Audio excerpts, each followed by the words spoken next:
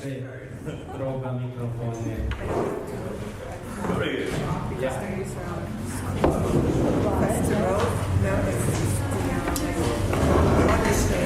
Okay, so we arrived to our very last session, better to say it's a panel discussion, and we have again very limited time because we are running out of our schedule and we would like to be finished by 4:45 in the afternoon.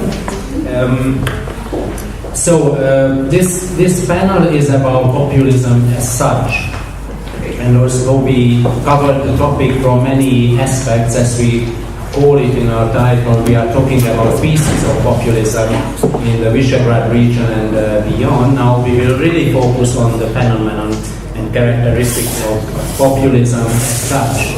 Let me just mention two things before I give the floor to our introductory speaker.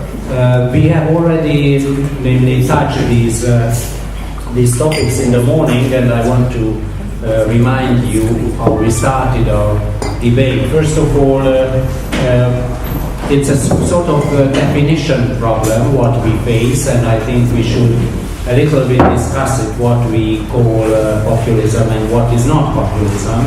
And I just read an article, and it was in the French debate about the presidential election whether Emmanuel Macron is a populist or not. So sometimes the notion, the category is really used in a very broad sense, calling Macron a sort of centrist populist just because he also criticized or attacked, if you want, the establishment, the system, as it is said in French politics. And certainly I would suggest not to use the term in that broad sense, because then we lose what we want to talk about. If we don't have a proper definition, or more or less proper definition about populism, then everybody is a populist, and it's an old saying that your adversary is a populist. It's an easy term to be used to anybody, but I think we should insist on a definition. Populism is not only about attacking elites, but it also has to have a sort of core element in its ideology, arguing for a majoritarian democracy. Whether it's a democracy or not, that's another question, instead of a liberal democracy, when populists argue that only them represent, or might be identified, better to say, with the people, with the nation, with the majority, and nobody else has the right to speak on behalf of any people which are seen by the populists as quite a homogeneous group of people. So I think that Macron does not belong to that group at all, but it's certainly an open debate. If anyone disagrees, we can discuss it too. And my second point is that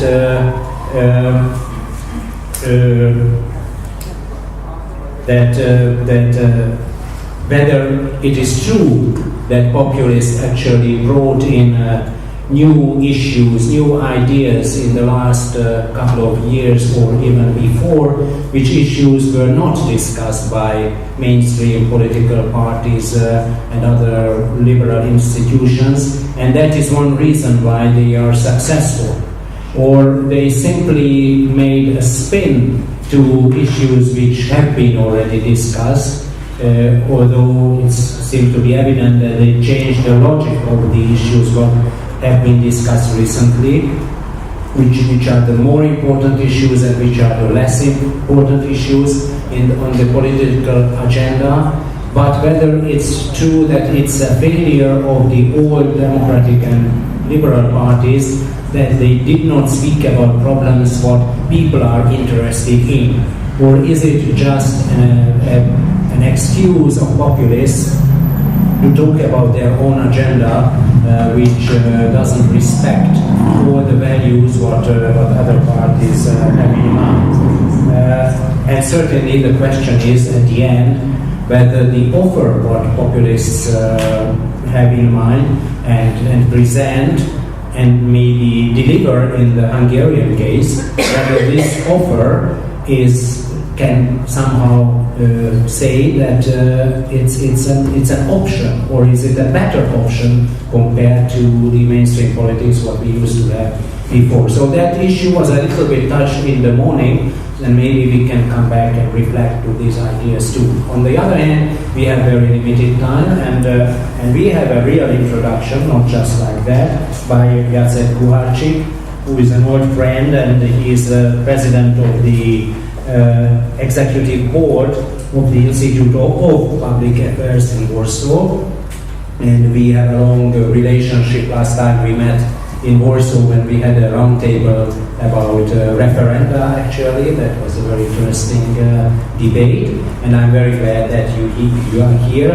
Please don't be too long, because we have some other panelists, and as you know, many of us want to leave exactly at 4:45, because there is another event at the Central European University where maybe the most well-known expert of our age, Kazmud, is going to talk about populism. So some of us would like to go there. Others who might not want to join us, especially our guests, I shouldn't forget about it. They will be picked up at 7:45 in the hotel if they don't join us for the event at the CU. So now the floor is yours, Jacek, please go ahead. Thank you.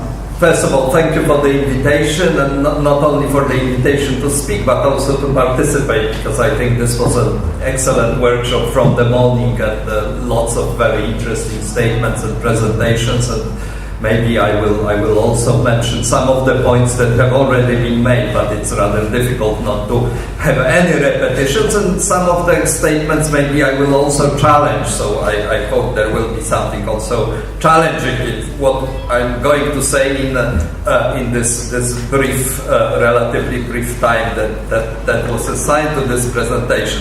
So what I want to do is actually to talk about briefly, to talk about three aspects of populism. So first of all, I want to say something of what, whether you can have a sort of at least a working definition of populism, or more pragmatically, how to recognize a populist when you see him.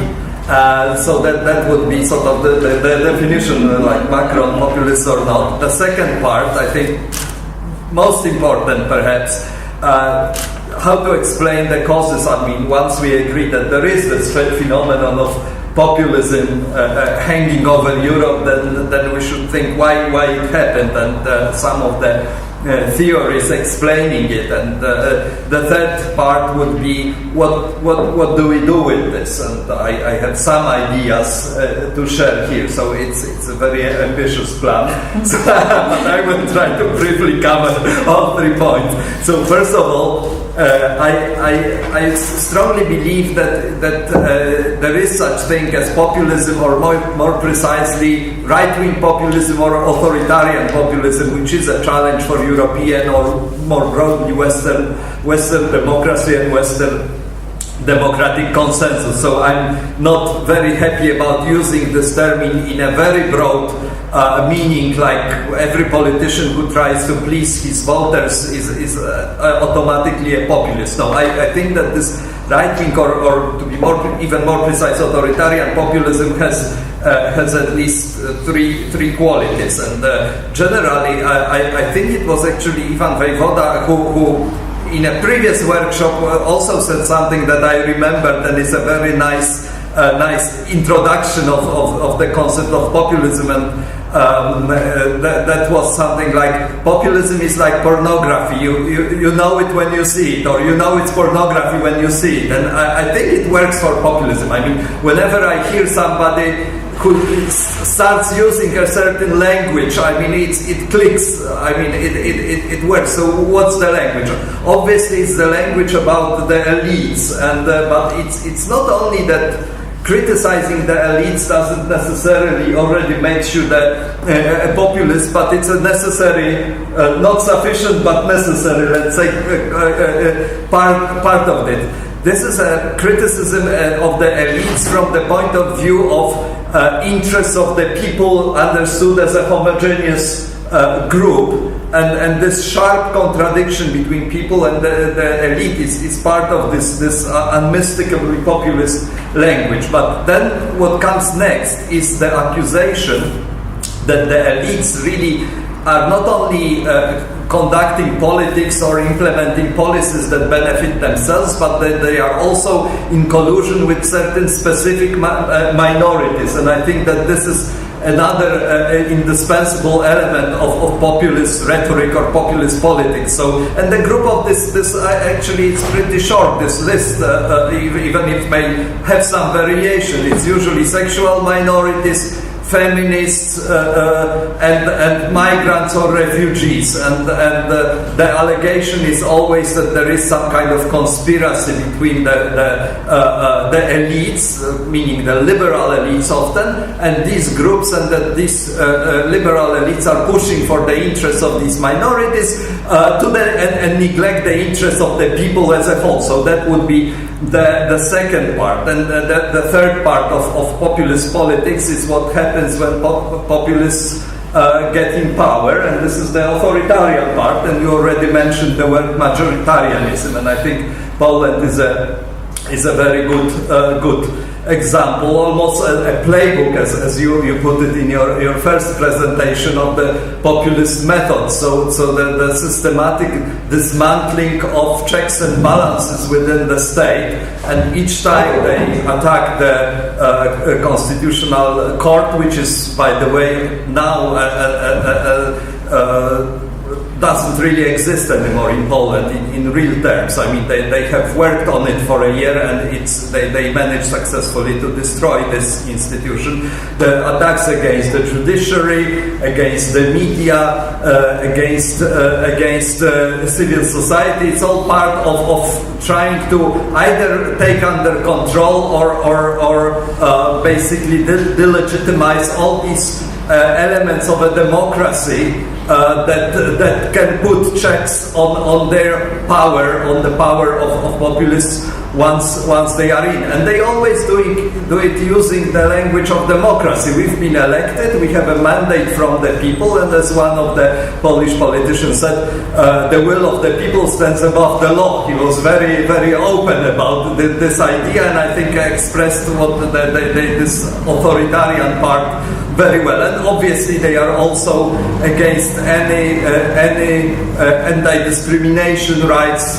because they in their rhetoric it's part of the privileging of minorities to the expense of the group. So I think this is basically the picture of populist parties and groups we see all over Europe. That the differences are obviously how successful politically they are, and in Poland and in Hungary, unfortunately, we have a situation when these people are in government and very well entrenched in it. So that would be the first part of my introduction. The second part about the causes or how do we explain the current rise of populism? And obviously, it's a social phenomena. There is not one single explanation, but still, having said this, what I want to do is to challenge what I think is still the received of prevailing wisdom of populism, which in the European context goes back to the crisis of 2008 and basically explains the rise of populism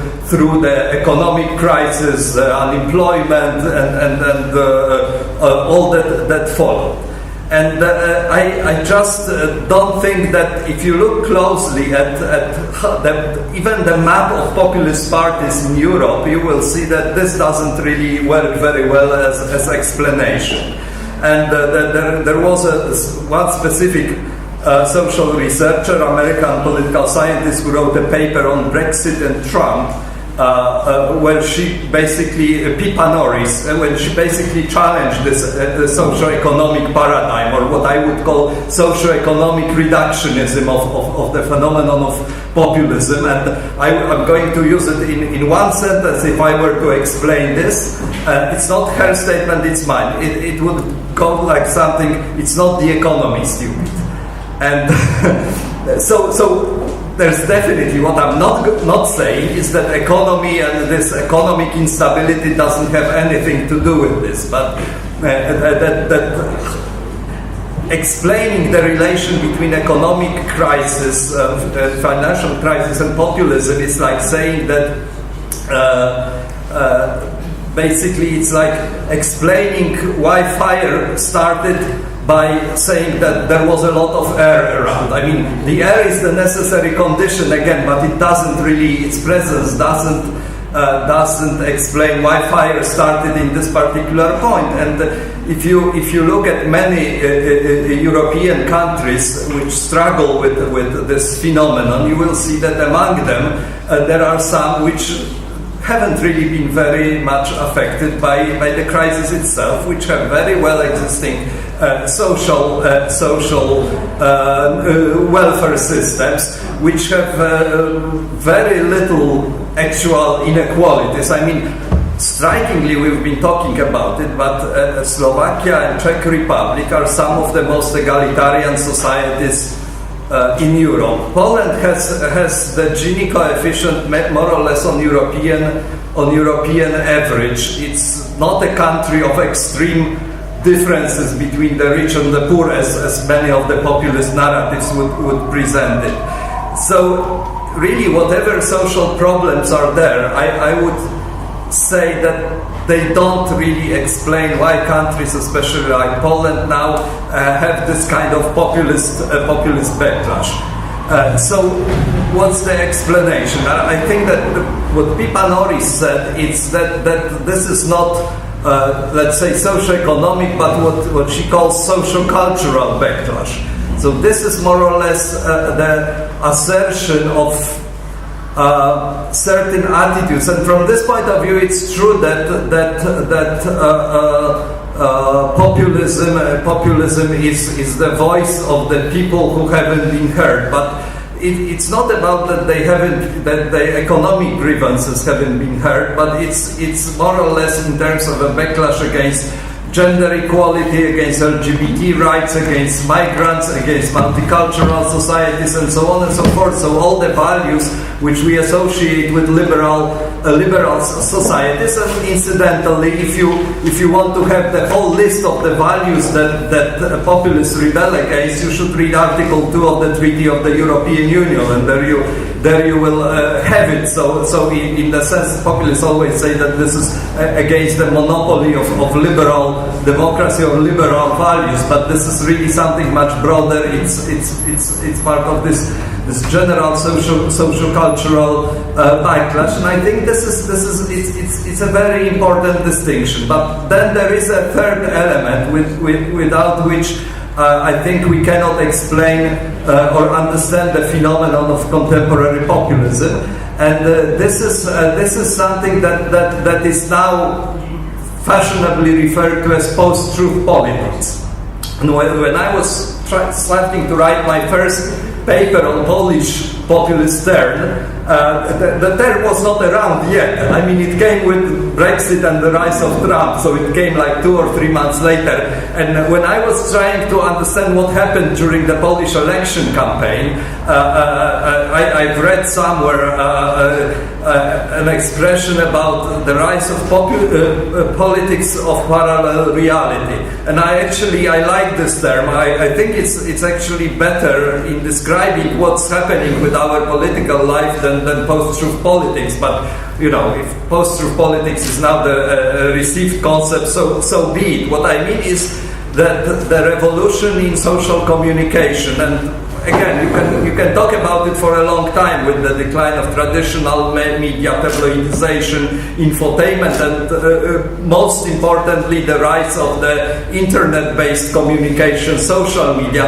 has actually provided populists and their audiences, they target audiences with a perfect communication tool that was not possible before. I mean, if I think about this sort of hardcore Polish, anti-Semitic, anti-foreigners, discourse, 10 or 15 years ago, it was basically distributed in some marginal newspapers given out in some churches or places like this.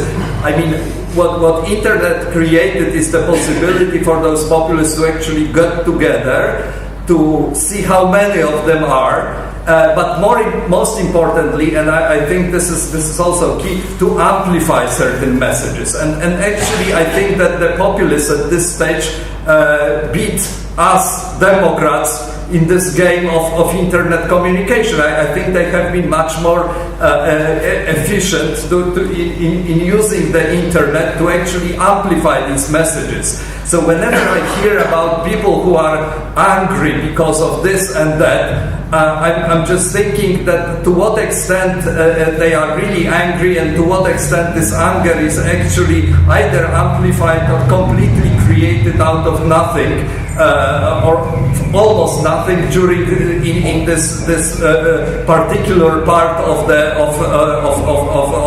internet-based media. And again, Poland really fits this pattern very well, because we had, during the last couple of years before the takeover, we had several such narratives which could be described as parallel realities, starting from conspiracy theories about Smolensk disasters.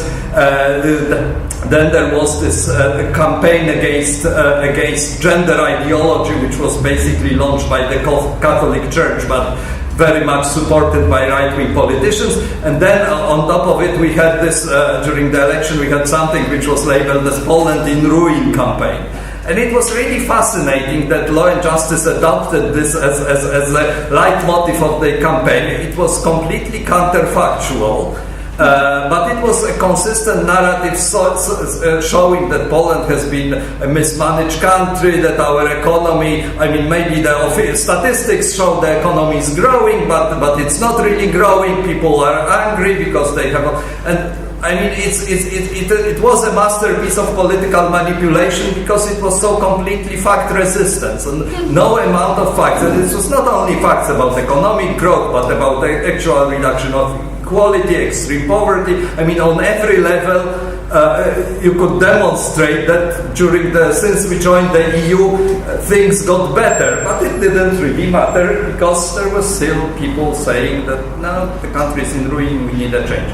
So I think that these two combinations, plus the climate of economic uncertainty, but this conservative right-wing backlash against liberal values, and the information technology, only then you can have the full picture of why this is such a good time for the populists. And my last part, very briefly, okay, what we do with this. And my first commandment is, first of all, let us stop explaining populism using populist categories. And I think that this category of left behind, especially economically left behind, has completely outrun its usefulness.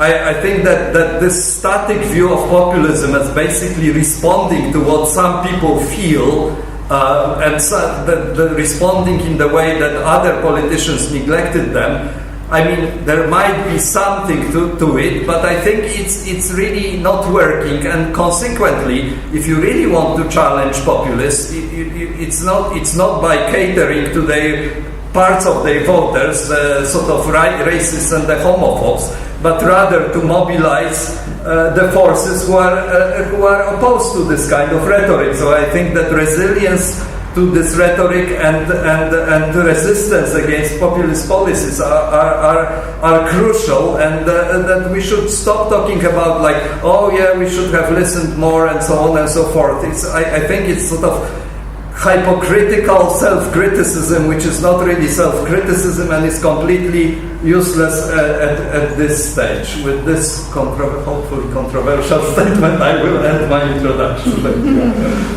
Thank you, Jacek.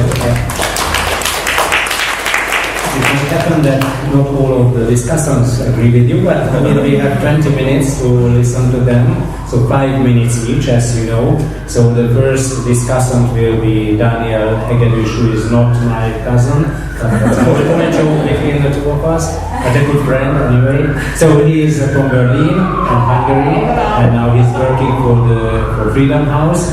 but he has some other positions, but doesn't matter. So please, the floor is yours. 5 minutes, seriously. Okay? Thank you, Hege. Thank you for having me, and thank you for the presentation. I really enjoyed it. I think we could long discuss the definition of populist. And during the time limits in mind, I only would like to add perhaps 4 other reasons of the success of populist forces, mostly from a Western European perspective.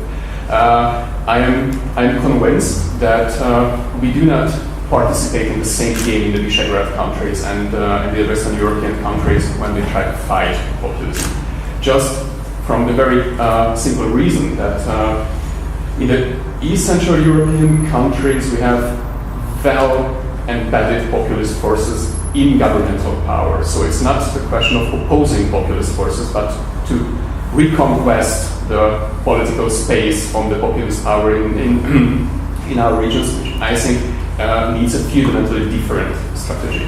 And in this regard, I also count Slovakia and the Czech Republic to the countries which are deeply affected by the populist contagion for many, many years. Smer was a purely born populist force at the very beginning of the new millennium, for example. So these 4 reasons would be very shortly. The first one, the crisis of representation in the politics. That there are significant groups of the electorate who do not feel that their interests would be considered in politics and do not feel that they would be represented by the well-established political powers and parties. And I think this perception may be perhaps subjective, but should be taken into the consideration. The second is the crisis of, or again, perceived crisis of the lack of political alternatives, or in the wording of Jan Werner Müller, the constrained character of liberal democracy. I'm really convinced that democracy is always constrained, but it's true that the liberal consensus, what you mentioned, significantly narrowed down the political space of maneuvering in all of the Western liberal democracies during the past several years. And here I'm not speaking about the southern periphery, which anyhow doesn't have any economic space of maneuvering, but I'm speaking about Germany, I'm speaking about France, where I'm rather convinced that a social consensus would support, for example, a less competitive but more egalitarian society. The third crisis is strongly linked to the first 2, and it's the crisis of the traditional left political powers in the Western societies.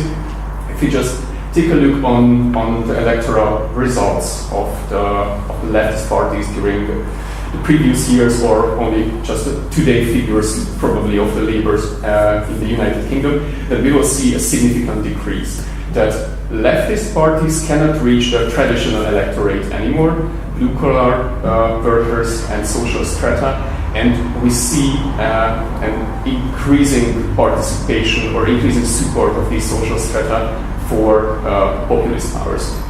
And the fourth reason is the populist contagion in Western Europe. And I think the schoolbook manifestation of populist contagion is again the United Kingdom and the relationship between UKIP and the Tories, how populist messages and discourse became part of the mainstream politics just because it was overtaken by well-established mainstream actors, and this step legitimized populist contents in the everyday politics. Of course, there is no one philosopher's stone solution how, for example, this crisis could be solved in any form, just in 2 phrases, because I'm convinced that the electoral support of the populist parties is not homogeneous from a social perspective.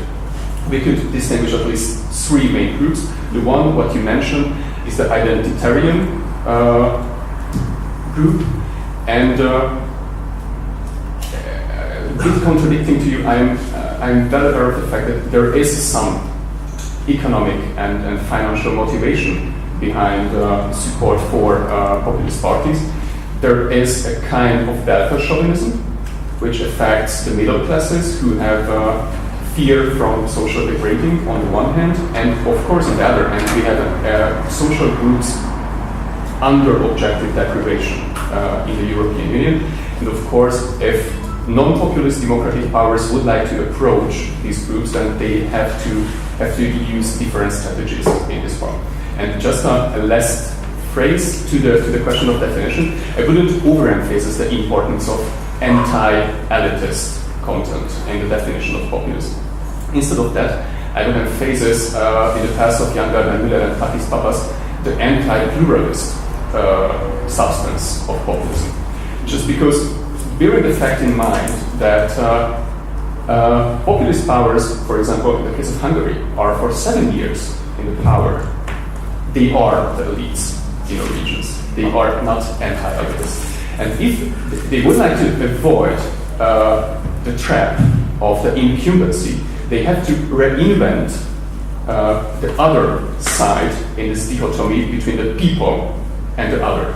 And if we see, for example, in Hungary, how populist parties and populist powers approach into the direction of right-wing radical contents, then it's exactly because of this connection.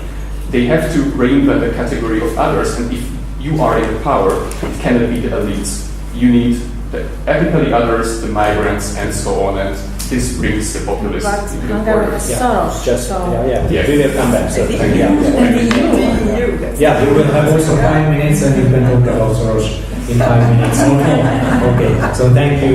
Certainly, it's an exciting issue whether the populists are the same in the West and in the East, and what does it mean in the case of strategic maneuvering from the democratic parties. We will come back to that. The next speaker is Edith INOTAI, who is now a senior fellow at the Center for Euro-Atlantic Integration and Democracy, a former journalist. It should work, just try to speak. If not, then I give you mine, or the other one. Yeah, just try to speak. Okay, so 5 minutes, not more. Yeah. So thank you very much for the invitation. It's really an honor to be here. I'm absolutely not an expert on populism, but as a former journalist and a senior fellow, obviously I can talk about these subjects as well. I think it's not very easy to define what populism is. I don't really like the expression, I have to say, because it's used too often and it's really used just to disqualify opponents. So I think we should be very careful where we use the term populism. It is crystal clear that there was room for new political parties overall in Europe, and we might also try to find out why there was a room for new political movements.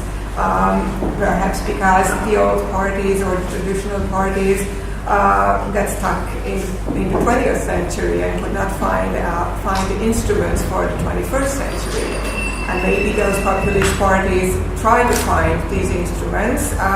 These are probably not the right instruments, but this is a way to move away from the 20th century. You have mentioned authoritarian and right-wing populism. It's also interesting, I think, to point out that there is also left-wing populism. We can debate on that, whether that's populism or not, but in the southern countries, in Spain, in Greece, you have left-wing populists, Podemos and Syriza. Obviously, they find different enemies, and it's not migration and it's not gender issues, but the elites and the European Union figures as enemy number one there. And I did a lot of research on Spain a long time ago, so it's striking for me that those left-wing populist parties grow in countries which have right-wing authoritarian traditions. So they used to have a lot of experience with dictatorship, right-wing dictatorship. So there are no authoritarian parties on the right, but there are populist parties on the left. Explaining the populism with economic crisis, I think there are countries where you can really find some roots of economic explanations. But I think what's important to point out is that populism in East Central Europe is quite different in its causes from populism in Western Europe. And in many cases, it has a lot to do with dissatisfaction of the last 20 years and disenchantment of the European integration, a disillusion of catching up. So in this sense, I think we should, when we examine populism in Eastern Europe or in Central Europe and in Western Europe, the causes might be totally different, and that has to be kept clear. And when we talk about Hungary and populism, I'm not really sure whether Hungary is a prime example of populism. I would rather opt for feudalism or new feudalism. And this is not the case in Poland, this is not the case in Western Europe, but this is a completely different picture what we have here. In ideology, in slogans, we have populism, but we have a totally different state building, what we experience. And this goes back, unfortunately, to the 19th century and not forward to the 21st century. And it builds on paternalistical instincts of the society, lack of trust in the institutions, and this whole notion of building our own business and economic network. So I think Hungary, unfortunately, in this sense, is a different example. And last but not least, about post-truth society and the internet. As a journalist, of course, that's a favorite topic for me. But in a way, I think the importance of the internet is, in many cases, exaggerated, because many people still use as prime information channels the TV and the traditional media. If that was not the case, why would governments in these countries put so much effort in taking over TV, media, and making that their own channels? So if the internet was so strong in Hungary, then the government propaganda would not work so effectively. It's just too easy to say that the internet, that we lost the internet and the populists took over the internet. I don't think that's the case. It's just giving up. Let's try to find constructive and better methods to get our messages through the internet, but also in the traditional channels, and to go to the voters. And I think that's my last sentence, that's probably the most interesting experience from Macron in France, that he didn't really have media, he didn't even have a party, but he went to the people. I mean, he did a campaign, a traditional campaign, when you go door to door. That's tiring. It needs a lot of energy. But maybe still that's the way to go on. Thanks. Thank you. Maybe I need, no, it's certainly great. So, without any comment, I'll just give the floor to, no, it's okay, to Milan, without any comment, that's what I said. And Milan is a senior fellow at the German Council on Foreign Affairs, DGAP, in Berlin, but also I think you are still at WYSOCKA in Bratislava, if maybe I'm wrong, but you will tell us, and you have altogether 5 minutes, not more. Thank you. I will try to use this microphone. So the other one. Thank you for inviting me. So thank you for inviting me. I will speak with my other hat, WYSOCKA hat, because I started at DG in April. Actually, I was put in the same room that Dániel had there a few years ago. And I think you already covered the perspective from or in Western Europe. So to complement the whole panel, I will try to focus on the smaller element. I have 4 points. One is about the big picture. Second, I want to illustrate the difficulties of actually allocating or defining who is the populist from the fresh scandal we have in solar politics. My third point will be about Czech politics, because we don't have a Czech, and fourth point about the works. It's ambitious a little, but let me try.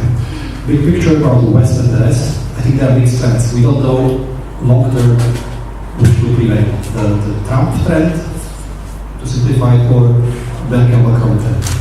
So if you look 5 years down the road, I think both of these trends will be there because we have in advanced countries very polarized, divided societies, and I think it's an open race. You have to look at the alternatives. So imagine French presidential elections without the phenomenon of Macron. Macron. Without Macron standing. So it would still be an open race, and I think it was very important that it was not a given.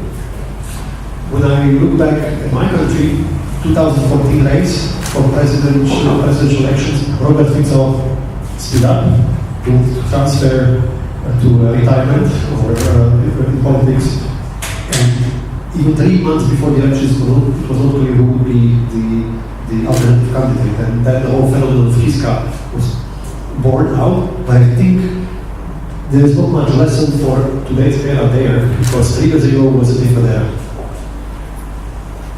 And the future of democratic politics in our region, I think it's, even in Slovakia, we will have next parliamentary elections in 2020.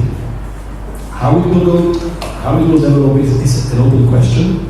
At the moment, if you look at the anti-systemic parties, so the extremists combined with parties that are criticizing the democratic system, it's about 25 to 30% of the current parliament. And if you talk to sociologists, they are concerned that the polling shows you that there is an open scissors among very strong group in society that goes for a direct democracy, referendums and so on, so one type of populism, and then the extremists, represented by Olga. So where this will go, mixed with Facebook politics, I really don't know, but the mainstream is assaulted from both sides. Second, how to demonstrate it, how it is difficult for normal voters to. It's so confusing that it's even for me. I have studied political science, and this is such a challenge even to characterize this in political terms. Ricardsulik, you might remember his name. That was the guy who, as a member of Dániel's government, forced down the government on the bailout funds in the Eurozone in 2011. Eurosceptic liberal.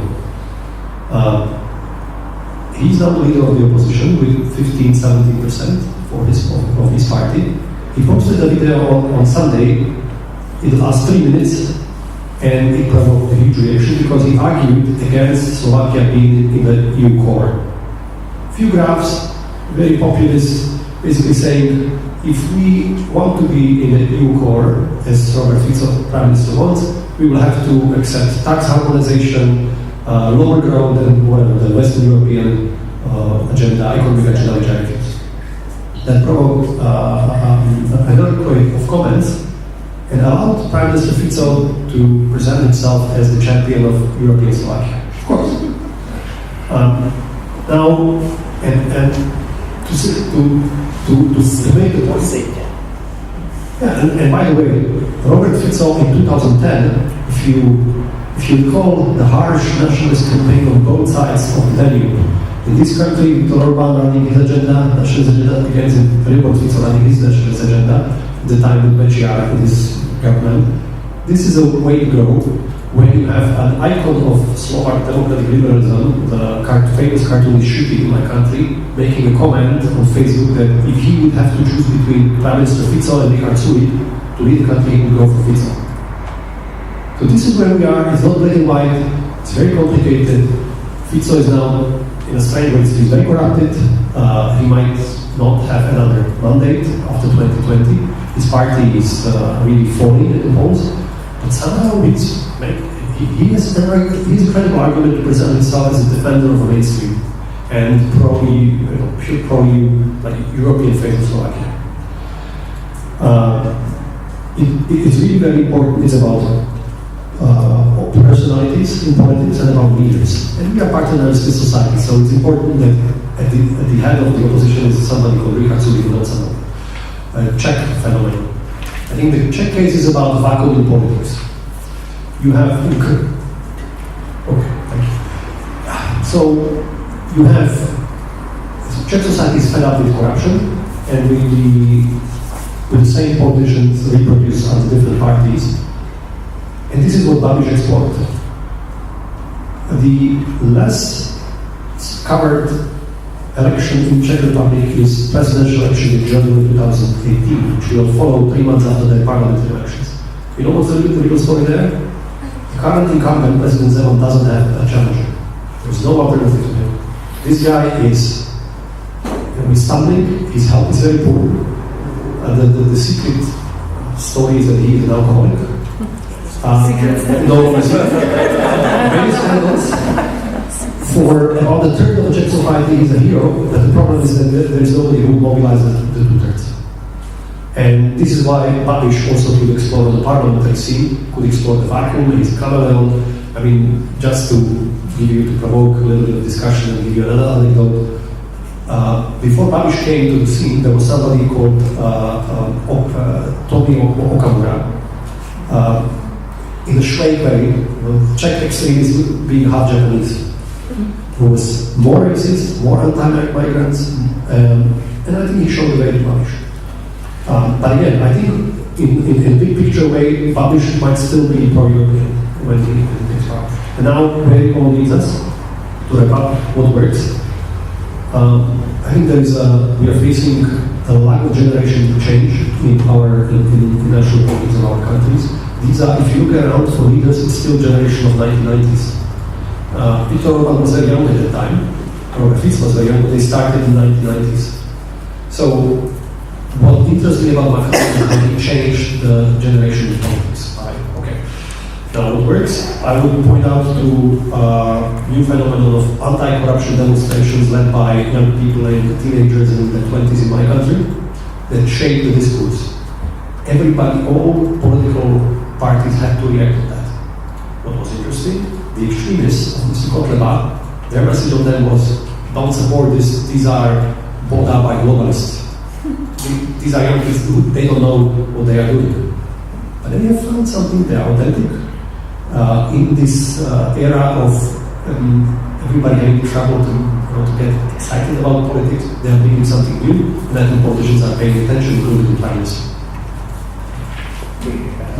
I don't know which one is working. Maybe this one. Please try, and I will give the floor directly to Olga. Just make it up, switch it on, maybe, and try to speak. If not, Yes, can you hear me? Yeah, it works. So 5 minutes. Thank you very much for the invitation. It's already super difficult to be the last one, and not to summarize too much, but to add something in the discussion. So 4 points. I find here that there is a new populist era. I would say this is not a new populist era, because populism is a part of democracy, whether we want it or not. And if you look at the Europe generally, we can observe different types of populism also in Eastern countries from 1999.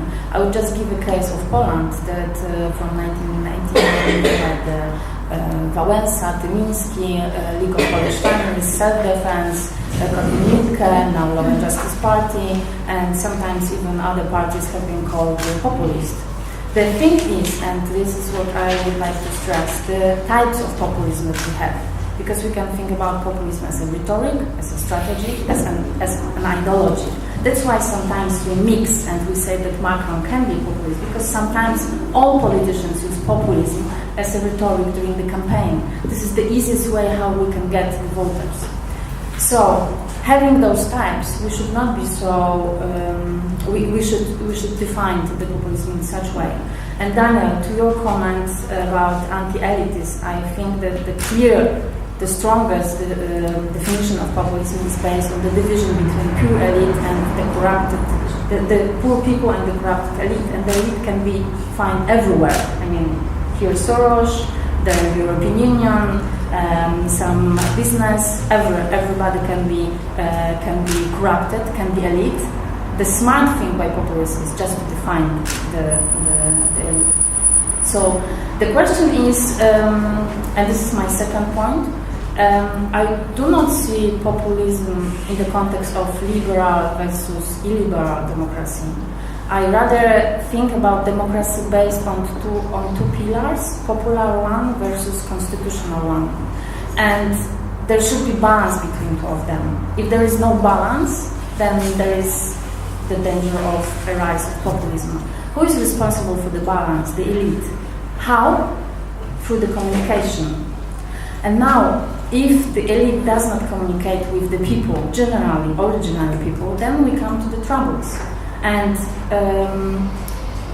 added to your point, why Orban, why Kaczynski, why they want to have the power in the TV? Because the public television is the easiest way, they can control it, so that's why they can communicate with the original people. Internet, it's not so easy to communicate. I mean, it's not so easy to control, but it's very nice and very strong tool of communication. So, if we don't have a balance, if we don't really properly communicate with the people, this is the perfect entrance for populist.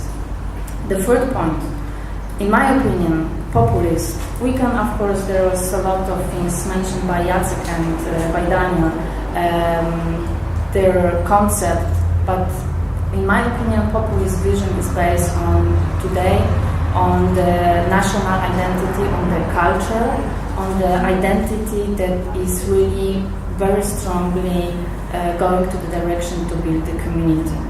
This is something what makes us safe. And the community also that is created by Orban. So I say that Hungary is a populist country and Orban is a perfect model of populist leader. And even if you say this is a 19th century, yeah, it is, because this idea is really very much going back. But we need this because we feel safe. I mean, we, the people, and this is the voice that Orban is bringing, Kaczynski as well, and the other leaders, populist leader as well.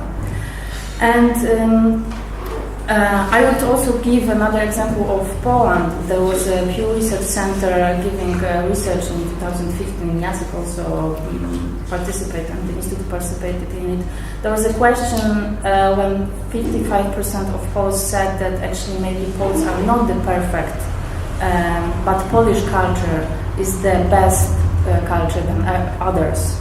And I think that this is also very nice, very powerful. That's why the culture is so good topic for populists, in spite of economic problems and so on and so forth. And the fourth, solution. I agree all the solutions or the methods are necessary, but I think that there is one very important thing, super difficult to do. It's education. And I think that this is not something what happened in 2 weeks, in 2 months. We have to educate. We have to start again educate young people, and it was already mentioned today. And we should educate how to communicate, how to discuss. What does it mean democracy? What does it mean politics? And I will finish with one example from my life. I moved here to Budapest in September. I sent my 4-year-old son to the kindergarten, private kindergarten, because I decided staying here short, I will give him opportunity to learn English. And after a few days, few weeks, the group in the kindergarten was divided between Hungarian children and international children. So even being in the international surrounding, the culture is playing a huge role, and that's why we, as a parents, as a teachers, as a people, should be careful, and we should educate and organize such work so broader as much as possible. Thank you very much. Thank you. Certainly, we Hungarians don't really like foreigners. So I want to introduce Luca Bader, who just arrived, the president of the Institute of European Democrats. Luca, maybe you want to say... No, I just arrived very late, but thank you very much for this. No, I mean, why don't you say a couple of words about the Italian political situation? It's too late. Too late. Okay, just consider if we have 20 more minutes, and if you join us, that would be nice. It will take 2 hours to explain everything. Okay, so thank you for coming. No, thank you. Okay, so we have about 20-some minutes before the closing remarks. I would give the floor to the audience first. I would like to ask especially Andrzej, but everybody to speak very shortly, let's say maximum 2 minutes, more a question than a comment, if possible. And after 2 minutes, I will give the floor to someone else, okay? Because we are really running out of time. There are some others who would like to talk. So is there a microphone maybe which is working? What are you trying to pass it over? Thank you. Just 2 minutes, please. Okay.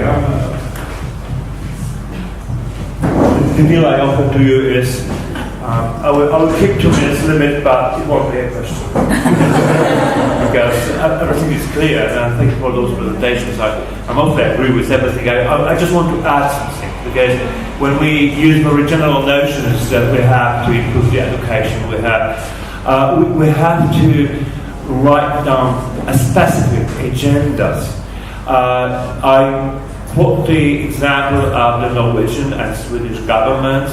They decided to start from the very beginning of kids' education, the programs of how to use the internet knowledge. That means how to distinguish between fake and real news, how to be critical. This is what we miss now. If Mr. WYSOCKA says that the public television is so important for dictatorship to be overcome. This is just because they are appealing to the great part of the society that does not have proper access to the internet, and in Hungary and Poland there still are, especially in the countryside, people who rely only on state-owned television. But the next generation will use the the new media as we used the paper news 20 years ago. Thus, we were in the very much hierarchical world where the authorities were working. Not everyone could be an author, so we were taught to be critical.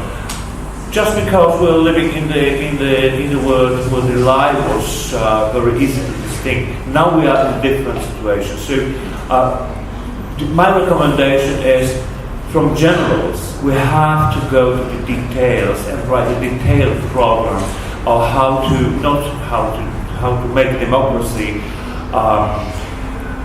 attractive to the new generations, but how to teach new generations to distinguish between truth and false. 2 minutes. Yeah,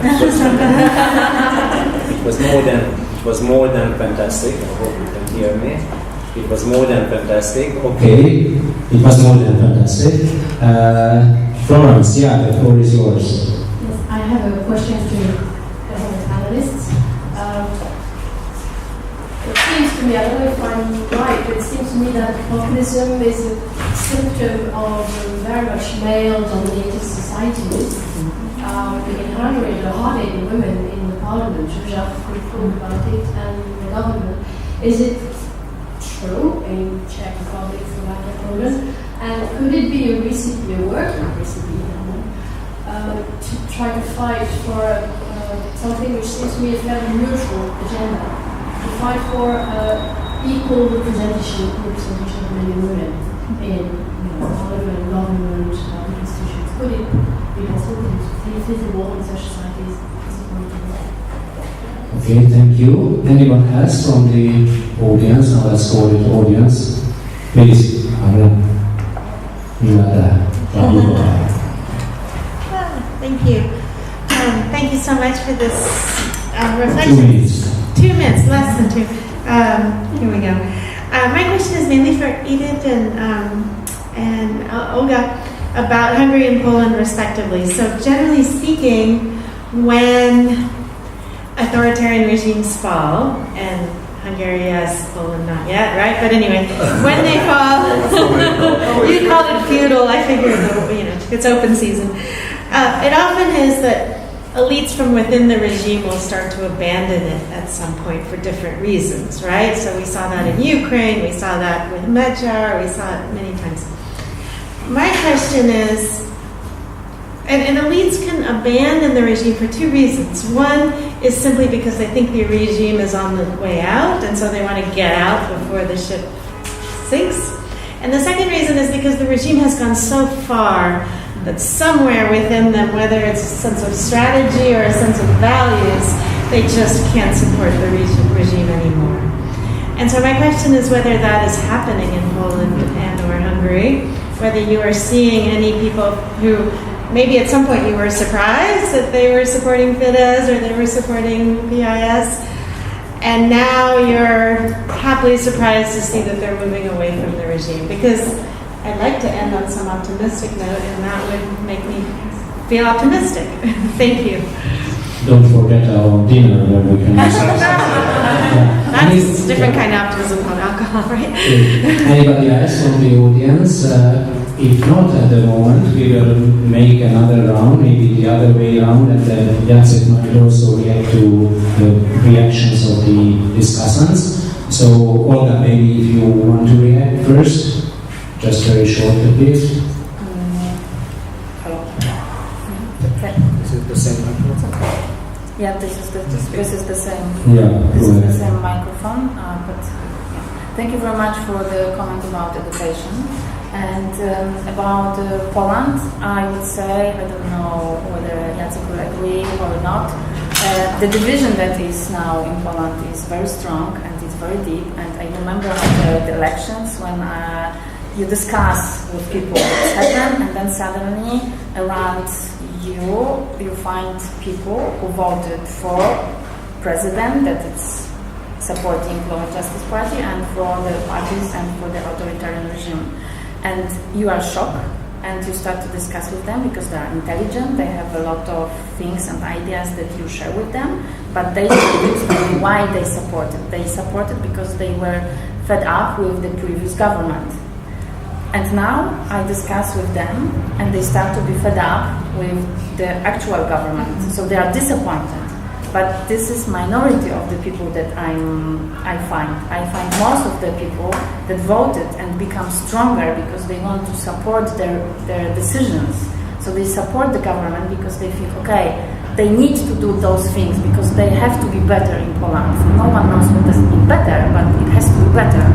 So it's really like, you don't have a place for discussion what I find in Poland right now. You have a place just to make your opinion and your thoughts stronger, but you make this in a very closing way, not opening way.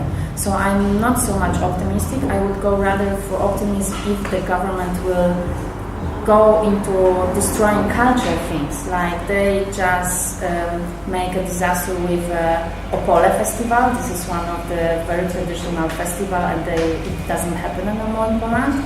There is a question about food stock festival, that is youth festival, and they don't want to organize it. And if they will go in this direction, there will probably more younger people and more educated people that will say, okay, this is too much. So I believe that maybe through the culture there will be a step. Jacek, I don't know. Thank you. Milan, you want to react to any of the comments? You are next, I guess, or the other way around. We were in politics. We were in politics. Perfect cause for the future, for a couple of generation change. But in my country, if you would post this cause, people would immediately understand it as a derivative of one person, that is former Prime Minister Iveta Radičová, because the main question is whether she will come back to politics or not. And unfortunately, there is not a larger cause and understood that this is not only about one person, but people tend to now personalize it. Yeah, just a few short comments. On Hungary, whether there are any signs of the elite abandoning the regime, unfortunately not. I thought that this would happen much earlier. There were red lines which were passed in the past. I have people I know in the government whom I work with. I always thought that that's the red line, and this is the time where they will stand up. It never happened. And the reason for that, I think, is that many of those people who work in the administration and in the ministries and even in the press, which is loyal to the government, consider themselves as so-called political entrepreneurs.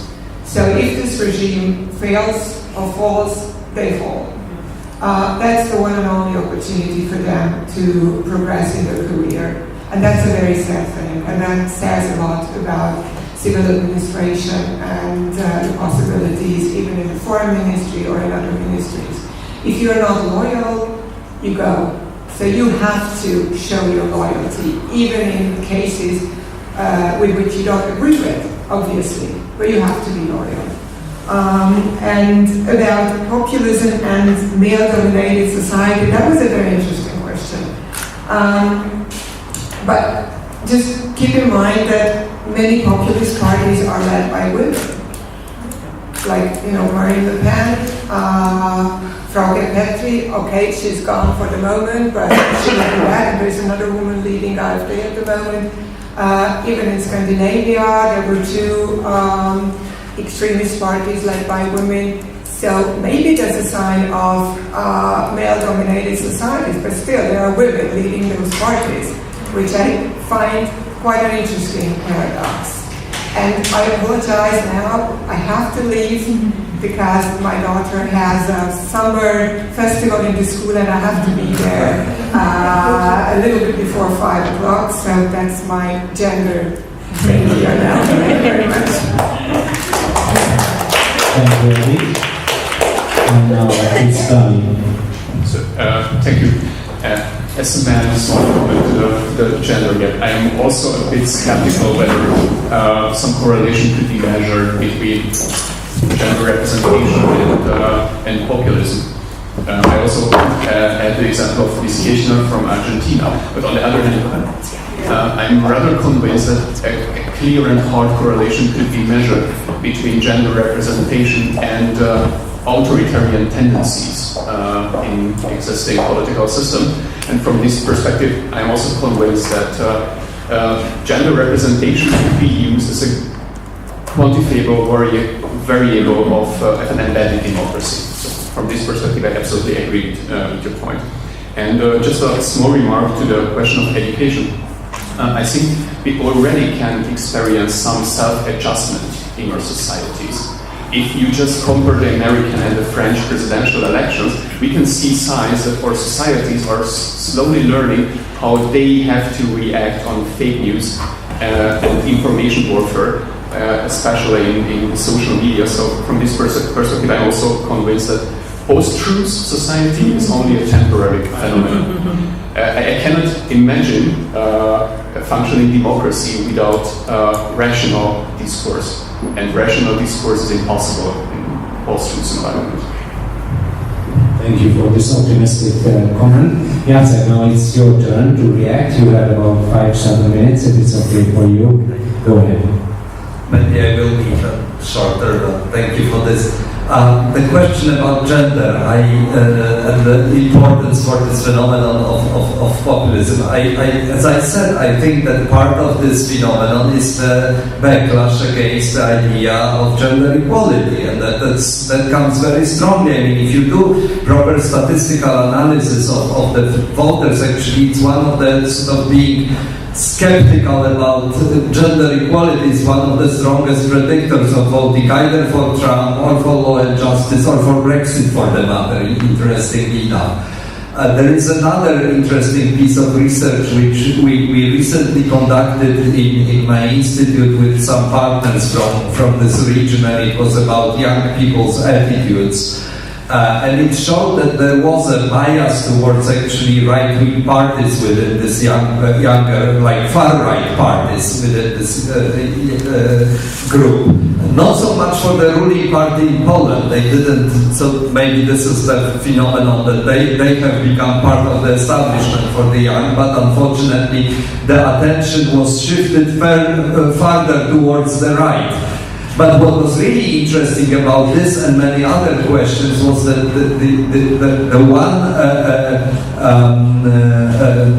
variable which came out very strongly was actually gender variable. So almost all the support for these right-wing parties and basically also self-identification with the right, these anti-migrants, was at least twice as strong within the male cohort than within the women. So if you have a broader picture, this whole bias to the right was actually gender-based. And there is lots of other evidence. There is this famous story about the Austrian presidential election and the role of young women actually beating the far-right candidate. The evidence was there. So I think that in Poland, the Black Protest, that was the only case so far where actually Law and Justice government had to withdraw legislation because of the massive street protests. I mean, they didn't care about other protests, but this really scared them. I mean, because it was so massive and so many people. I mean, it was very difficult to claim it's a bunch of feminists, because even in small towns there were protesters, very unusual suspects, I would say. So I think this is very crucial. The second part about education, I agree very much. I think that one thing from this Polish modernization project that I see is that we had this modernization from the top, which, by the way, I think worked very well in terms of transforming Polish infrastructure. I completely disagree that the structural funds were wasted. But at the same time, this whole idea of sort of more pro-democratic education was abandoned in Polish school. I mean, basically the responsibility for educating the young generation was given out or leased out or outsourced to the Catholic Church, and this was by the previous government. Now it's like 10 times worse, but it was the combination of Catholic Church and again these right-wing groups which encourage, the sort of playing partisans and pretending that war is a very cool thing, and they are all over the place these days. So I think that there is this problem with authoritarian education clashing with the modernization project. Finally, my final word, I wanted to give you a certain metaphor which occurred to me after it was announced that Mr. Trump won the presidential election, and it's about this idea of backlash once again. I don't know, maybe some of you have been following this TV program Game of Thrones. There is a story there, part of the story about the queen, a woman queen who conquers the place called Slaver's Bay, and she sets the slaves free. And it's a great thing, but then in the next season, the slave owners create a conspiracy, hire an army, and fight back, and she almost dies in the process. So you had this slavers' revolt, and I think that part of the problem with populism is that actually what we thought was a slaves' revolt turned out to be a slavers' revolt. And that's why I think it's very important to understand the dynamics, because it sounds very similar, but it's a completely two different things. And I think that in this case it's a slavers' revolt, it's not the revolt of the slaves. So that's my final word for you. Okay, thank you, Jacek. I think we come to the end, step by step, and I just want to have some very final remarks at the end of our whole day workshop. When we started this day in the morning, and even before when we talked about the concept of this event, as you know, it's part of a series of workshops. But today we wanted to concentrate on issues what we call the pieces of populism, and we started with the refugee crisis and how migration influenced public debates and political outcomes, and partisan behavior and the behavior or reaction of the people in general. So I think we had an exciting comparison between Greece and Poland, and then we discussed Hungary and the other Visegrad countries.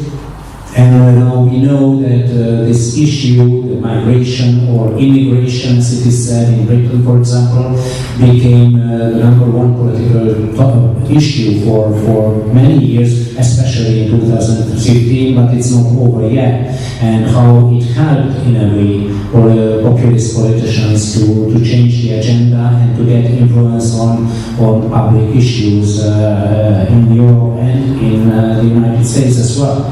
So, and then we had a debate about economic populism, protectionism, and corruption. And I think we had in mind in a way to find out whether populism is more related to corruption and economic protectionism, nationalism than any other ideologies or political programs. And I here have a sort of question mark whether we got closer to this problem, so I think we should continue this sort of debate about populist economic populism, populist economic nationalism, complicated. Okay, so you understand what I mean. We should continue to find out, when we discussed last time, whether there is anything like an animal called populist foreign policy, and we are not quite sure yet whether it exists. Maybe it exists. It's the same about the